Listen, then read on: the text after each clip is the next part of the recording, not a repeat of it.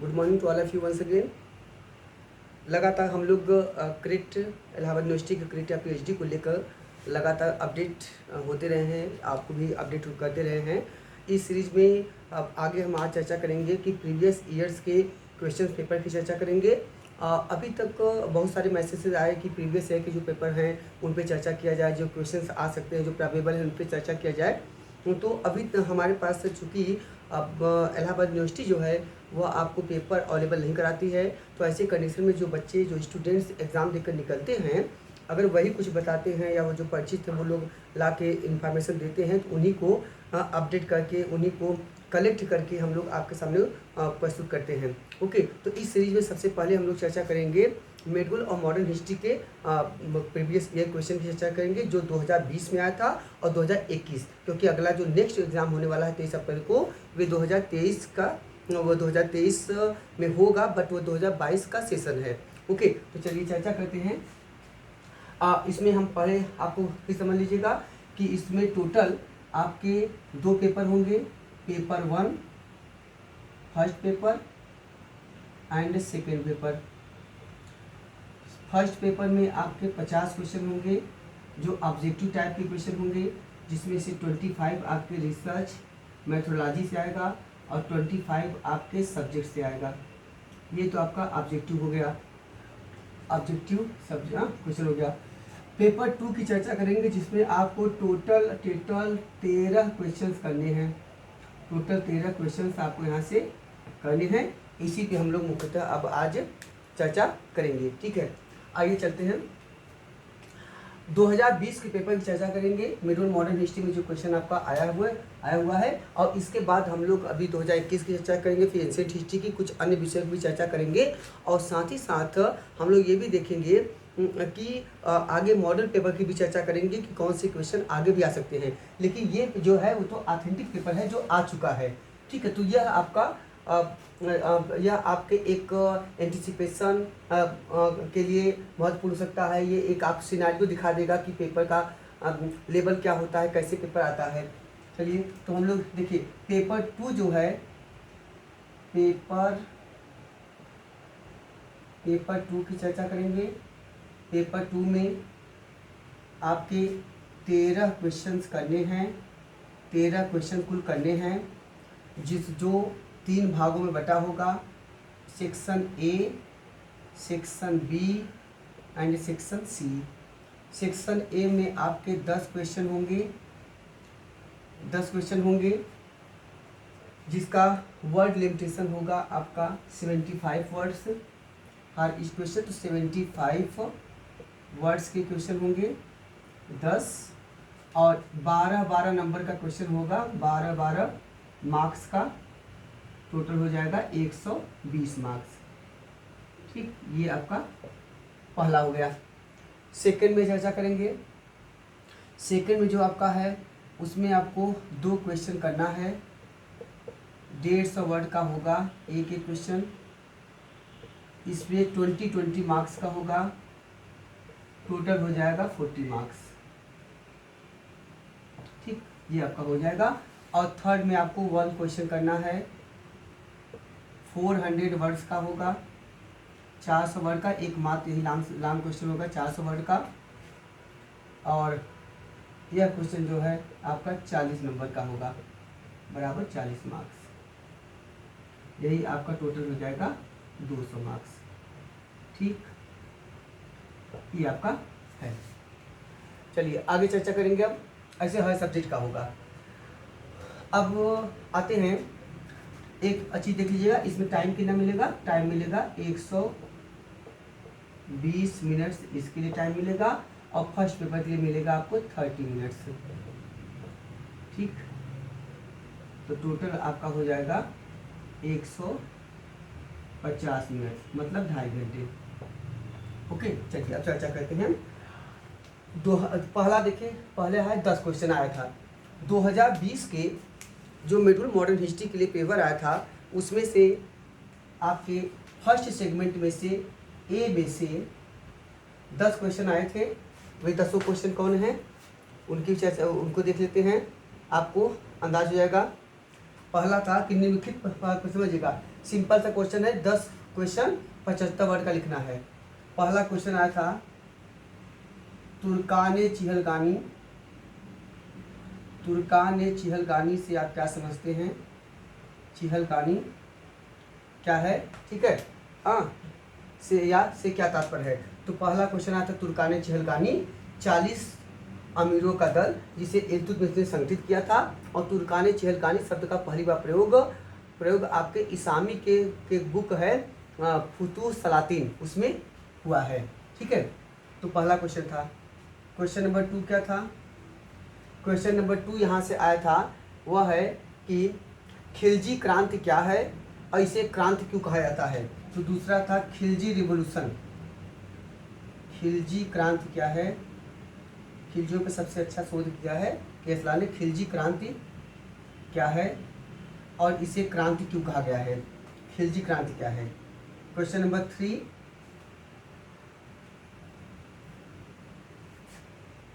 एक सेकेंड, इसको 1 2 कर देते हैं, थोड़ा सा आपको आसान रहेगा। 1 2 एंड 3। तीसरा क्वेश्चन आपका यहाँ पे था, मुगल काल में मीरे समा, समा क्या है? मुगल कालीन मीर ए समा क्या है? इससे क्या समझते हैं? ठीक, इसके बारे में 75 शब्द बताना है। क्वेश्चन नंबर 4 है आपका, कांग्रेस के सूरत विभाजन के प्रमुख कारण बताइए। कांग्रेस के सूरत विभाजन जो 1907 में हुआ था, नरम दल और गरम दल को लेकर विभाजित हो गए थे। ठीक है, हाँ, तो कांग्रेस के सूरत विभाजन के कारण बताइए। 4। 5वां क्वेश्चन यहाँ पे आपका आया था, महाराष्ट्र धर्म से आप क्या समझते हैं?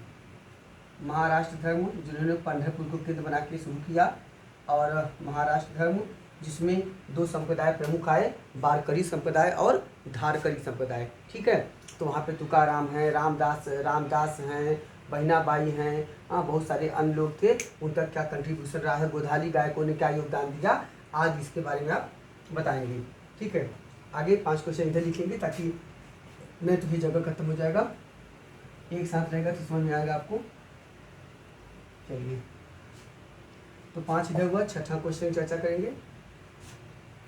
6ठा क्वेश्चन यहाँ से आपका आया है, वह है, the Royal Society of Bengal की स्थापना किसने किया, उसके क्या उद्देश्य हैं? The Royal Society of Bengal, ठीक है, जो 1784 में स्थापित हुई, रॉयल सोसाइटी ऑफ बंगाल। ठीक है, यहाँ पे है the Royal Society of Bengal, अलग है। यह है आपका the Royal Society of Bengal, Royal Society of Bengal, Bengal की स्थापना तथा उद्देश्य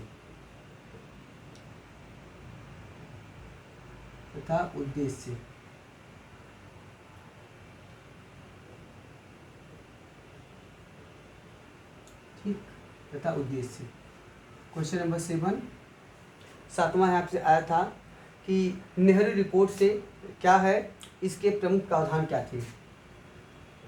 नेहरू रिपोर्ट जिसे मोतीलाल नेहरू ने बनाया था, 1928 में प्रस्तुत हुआ था। तो नेहरू रिपोर्ट क्या है? रिपोर्ट तथा इसके प्रावधान, इसके प्रोविजंस क्या थे?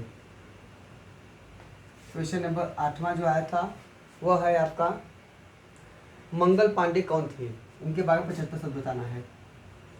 मंगल पांडे कौन थे, इनके बारे में 75 शब्द लिखना है। 9 और 10। 9वां क्वेश्चन कौन सा था? भगत सिंह का दर्शन तथा उनकी कार्यविधि बताइए। भगत सिंह का दर्शन तथा उनकी कार्यविधि उनके कार्य करने का तरीका क्या था, क्या दृष्टिकोण था, कार्यविधि के बारे में बताइए। और 10वां क्वेश्चन यहाँ से आया था, मुगल काल में चित्तौड़ की जो संधि हुई थी उस संधि का महत्व बताइए। ठीक है, चित्तौड़ की संधि के क्या महत्व, क्या प्रावधान थे। तो मुगल काल में चित्तौड़ की संधि के प्रावधान, provisions of the treaty of Chittor that took place in the Mughal era. ये आपके हो गए कितने, ये सब 75 शब्द के क्वेश्चन हैं। ठीक है, आगे चलते अगला देखिए, ये ऑल क्वेश्चन क्या है, 75 वर्ड्स क्वेश्चन। ये 10 क्वेश्चन है, 10 करना है, इसमें कोई भी इंटरनल चॉइस नहीं है। ओके, आगे चर्चा करेंगे। तो आपका हो गया section A. Section B, section B में प्रोबेबली देखिए, कभी 3 क्वेश्चन पूछा जाता है, कभी 4 क्वेश्चन पूछा जाता है। करना आपको केवल 2 क्वेश्चन है 150 वर्ड का करना आपको है। ठीक है, तो यहाँ पे सेक्शन बी की बात करेंगे। सेक्शन बी में कितना है, सेक्शन बी में 2 क्वेश्चन करना है। तो यहाँ पे लगभग कभी 4 कभी 2 क्वेश्चन आएगा, और उसमें करना कितना मतलब है 2 क्वेश्चंस करना है, 2 क्वेश्चंस 150 वर्ड्स, 150 वर्ड में।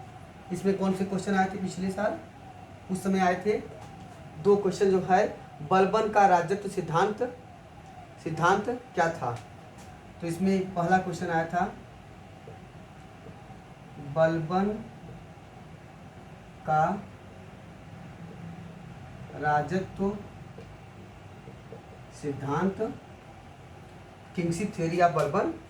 और दूसरा इसमें क्वेश्चन आया था, वह था राजा राम मोहन राय को आधुनिक भारत का पिता क्यों कहते हैं। राजा राम मोहन राय को आधुनिक भारत का पिता क्यों कहते हैं। ठीक, क्यों कहते हैं। और 2 क्वेश्चन इसमें से इनके साथ और आए थे। हाँ, तो 2 से 4 में से 2 करना था, लेकिन वो 2 क्वेश्चन अभी मिल नहीं पाए हैं। फिलहाल आपको एक सिनारियो पता चल गया है कि ये जो ऐसे मान लीजिए 2 क्वेश्चन अभी आया है, 2 क्वेश्चन इसमें मान लीजिए और रहा होगा। जैसे मान लिया कि आधुनिक काल में महिलाओं की दशा, या अस्थायी बंदोबस्त बताइए, या आपको आ गया कि बलबन के कार्यों का निचोड़ सुदृढ़ीकरण था, इसके बारे में बताइए, या अफगानों की राजत्व व्यवस्था। तो ऐसे ही 2 क्वेश्चन हो, तो एक आपको सिनारियो पता चले ये क्वेश्चन है। ठीक है, ये एग्जैक्ट क्वेश्चन जो आए हैं, तो इसीलिए अभी मॉडल पेपर नहीं पता है, इसलिए उसमें 2 क्वेश्चन नहीं ऐड करेंगे। तो ये आप जानिएगा 2 क्वेश्चन ये आए थे। ओके, तो इसमें 2 क्वेश्चन और आए, कभी कभी 3 आ सकता है, कभी 4 आ सकता है, करना आपको 2 है। अब आते हैं सेक्शन सी पे, लास्ट सेक्शन सी में क्या करना है आपको। सेक्शन सी में आपको करना है 1 क्वेश्चन करना है 400 वर्ड्स का, ये 40 नंबर का रहेगा, सबसे लॉन्ग क्वेश्चन। और पिछले बार याद रखिएगा, इसमें 3 क्वेश्चन पूछा जाएगा इंटरनल चॉइस के साथ, 3 क्वेश्चन पूछा जाएगा, जिसमें आपको केवल और केवल 1 करना है। ठीक है, 3 में 1। पिछले बार कौन से क्वेश्चन आया था, 2020 की बात कर रहे हैं। अब इसके बाद अगला हम जो वीडियो बनाएंगे तो 2021 चर्चा करेंगे। उसमें आया था, पहला क्वेश्चन आया था अलाउद्दीन खिलजी की दक्षिणी नीति। तो पहला था अलाउद्दीन खिलजी की दक्षिणी नीति की समीक्षा कीजिए। हाँ, तो अलाउद्दीन खिलजी ने दक्षिण में कौन कौन कैसे आक्रमण क्या किया, किसके प्रति क्या नीति स्थापित किया, उनके राज्य पे अधिकार किया कि नहीं किया, उसका दृष्टिकोण क्या था, तो उसकी नीतिगत जो उसकी पॉलिसी थी उस पर लिखना है। तो महत्वपूर्ण क्वेश्चन था, ये 400 वर्ड में लिखना है, चाहे आप इसको लिखिए, और चाहे दूसरा क्वेश्चन आया था, वो आया था मुगलों की राजपूत नीति कैसी थी, इसके कारण व परिणाम बताइए। तो आया था मुगलों की राजपूत नीति, मुगलों की राजपूत नीति के कारण ये क्यों क्रियान्वित हुआ। भाई अकबर से मैंने शुरू करना है आपको, क्योंकि हुमायूं और बाबर ने कोई सुनियोजित नीति स्थापित नहीं किया था, तो नीति के रूप में तो अकबर ने ही शुरू किया था। तो मुगलों की राजपूत नीति के कारण तथा परिणाम क्या हुए, क्या फ़ायदा हुआ, क्या नुकसान हुआ, तो इसके बारे में पूरा बताना है कि कारण तथा परिणाम। ठीक, अगला लास्ट क्वेश्चन था सांप्रदायिकता के उद्भव के क्या कारण थे और इसका भारत के विभाजन में क्या उत्तरदायित्व था। तो तीसरा क्वेश्चन है भारत में सांप्रदायिकता के उद्भव के कारण, सांप्रदायिकता कम्युनलिज्म, सांप्रदायिकता के उद्भव के कारण तथा भारत विभाजन में इसका उत्तरदायित्व था। भारत विभाजन तथा भारत विभाजन में इसका उत्तरदायित्व की समीक्षा कीजिए। ठीक है, तो मतलब what was the reason of the emergence of communalism in India and also discuss its role और its responsibility in the partition of India। तो भारत विभाजन में इसके रोल की भी चर्चा करना है। ठीक है, तो यही आपके मुख्यतः जो है वे क्वेश्चन हैं आपके 2020 के। तो आपको एक सिनेरियो पता चल गया कि इस तरह से क्वेश्चन आते हैं, इस तरह से क्वेश्चन आपको लिखना है। टाइम याद रखिएगा, टाइम आपको केवल 2.5 घंटे का है, इसीलिए टाइम मैनेजमेंट आपको बहुत ज़्यादा करना है। क्वेश्चन की प्रकृति आपको समझ में आ गया होगा कि क्वेश्चन के प्रारूप क्या हैं, किस तरह से क्वेश्चन पूछे जा रहे हैं, लिखे जा रहे हैं। ठीक है, इसके आगे हम लोग नेक्स्ट टॉपिक में हम लोग 2021 चर्चा करेंगे और फिर अदर सब्जेक्ट की भी चर्चा करेंगे। इसके आगे हम लोग एंशिएंट हिस्ट्री की भी 2020-2021 के पेपर चर्चा करेंगे और फिर उसके बाद पॉलिटिकल साइंस और अन्य के भी बारे में जितना हमारे पास अवेलेबल हो पाएगा उस पर भी चर्चा करेंगे। ओके, तो thank you to all of you.